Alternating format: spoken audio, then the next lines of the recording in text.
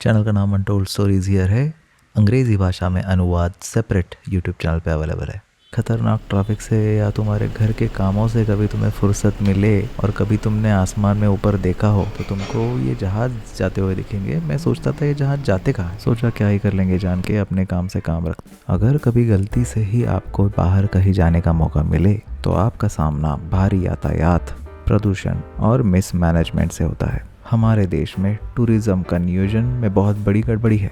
क्या आपको पता है गोवा में इस साल सड़कें खाली हैं? यात्रियों की असुविधा, साफ सफाई का ना रखना और टैक्सी सर्विस का व्यापारीकरण, इन चीज़ों के वजह से लोकल टूरिज्म में बहुत फ़र्क आया है। आए दिन इसकी खबरें यूट्यूब पे आती रहती है।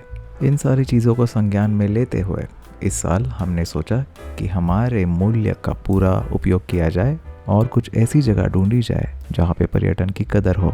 आप पर्यटन के लिए कहीं बाहर निकलते हैं तो आपको 2 या 3 चीज़ों की ही पुष्टि करनी होती है: रोटी, कपड़ा और मकान। आप खाएंगे क्या, आप रहेंगे कहाँ पे और आपके सफ़र में आप क्या ले जा रहे हैं। समय बदल रहा है और बदलते समय के साथ आप कहाँ और कैसे प्रवास करेंगे और आपको कितना खर्चा आएगा, इन 2 चीज़ों का भी आपको ध्यान देना होगा।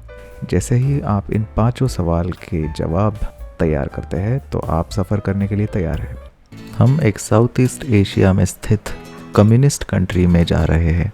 बाकी ट्रिप्स की तरह इस ट्रिप में भागदौड़ नहीं करनी है, ऐसे हमने पहले से ही सोच रखा था। उचित अभ्यास के बाद ये सफ़र मेरे तरह कोई भी कर सकता है।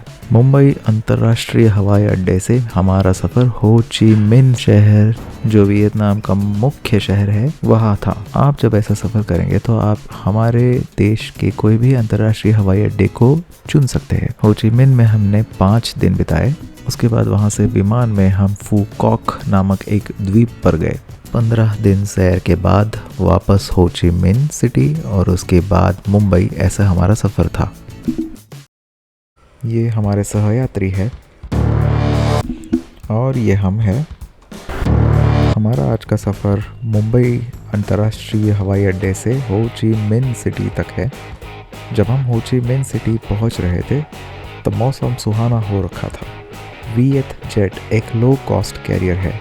बाकी लो कॉस्ट कैरियर की तरह वियत जेट की फ़्लाइट रात में 12 बजे थी, जो 5 घंटे के सफ़र के बाद हमें सुबह के पहले सूरज के साथ हो ची मिन सिटी ले आई। विमान में आप ये इकोनॉमी क्लास देख सकते हैं। आपातकालीन द्वार के पास सामान्य सीटों से ज़्यादा बैठने की जगह होती है। पार्टीशन से आगे बिजनेस क्लास है। गूगल फ्लाइट्स में खर्चे को ट्रैक करके मैंने हो ची मिन जाने के लिए इकोनॉमी क्लास फ़्लाइट बुक करी थी और उसमें एक्स्ट्रा लेग रूम का पैसा इमरजेंसी एग्जिट की सीट के लिए मैंने दिया था। वीडियो के अगले सेक्शन में मैं विमान प्रवास के बारे में ज़्यादा जानकारी दे दूँगा। हो ची मिन तक का सफ़र 2 पैसेंजर्स के लिए मुझे 40,000 रुपये का पड़ा। विमान से बाहर उतरने के बाद एक बस आपको लेके जाएगी टर्मिनल के अंदर, जहाँ से आपको इमिग्रेशन डेस्क जाके आपका वीज़ा और बाकी डॉक्यूमेंट्स दिखाने पड़ेंगे। घरेलू या अंतर्राष्ट्रीय सफ़र में मैं एक चीज़ करता हूँ जिसमें पहले विमान का टिकट, उसके बाद कहाँ रहना है उसका टिकट और उसके बाद उस जगह पे जाके जिन चीज़ों का मैं अनुभव लूँगा उनका टिकट मैं बुक करता हूँ।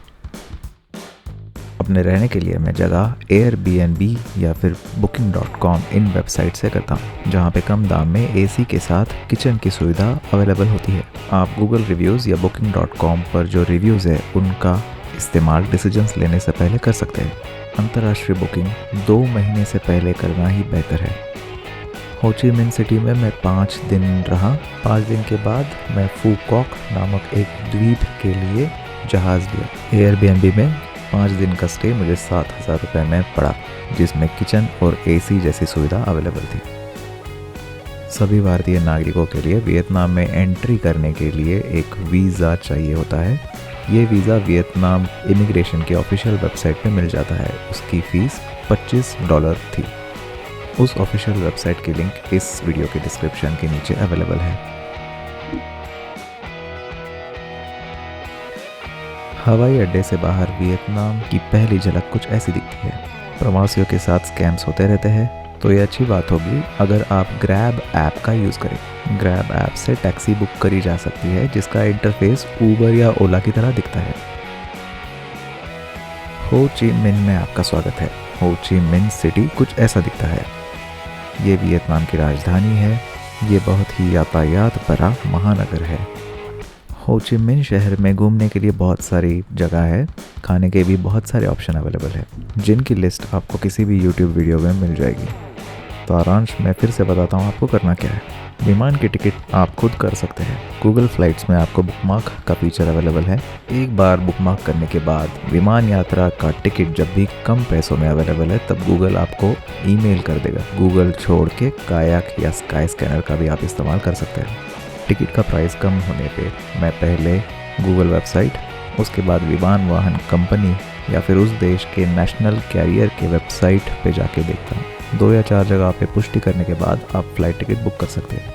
कई बार गूगल फ्लाइट्स या इन जैसे एजेंट्स के पास फ्लाइट की लेटेस्ट प्राइस की जानकारी नहीं होती है, इसलिए एक्चुअल एयरलाइन के पास टिकट और प्राइस की पुष्टि करने के बाद आप फ्लाइट बुक कर सकते हैं। एयरलाइन के पास डायरेक्ट फ्लाइट बुक करने पे बहुत बार आपको फ़ायदा होगा। आपको इसका भी ध्यान देना होगा कि आप जब भी कोई बुकिंग कर रहे हैं तो उसका कोई आपके कार्ड के ऊपर एक्स्ट्रा चार्ज नहीं है, जो कि दूसरे देशों के करेंसी में ट्रांजैक्शन करते वक्त लग सकता है। मैं हमेशा मेरे क्रेडिट कार्ड और न्यू ग्लोबल कार्ड का इस्तेमाल करता हूँ, जिन पे मार्कअप चार्जेस नहीं है। फूकॉक द्वीप जाने के लिए डोमेस्टिक फ़्लाइट लेना ही बेहतर है। वियतनामीज डोंग और उसका एक्सचेंज रेट की जानकारी आप पहले से ले लीजिए।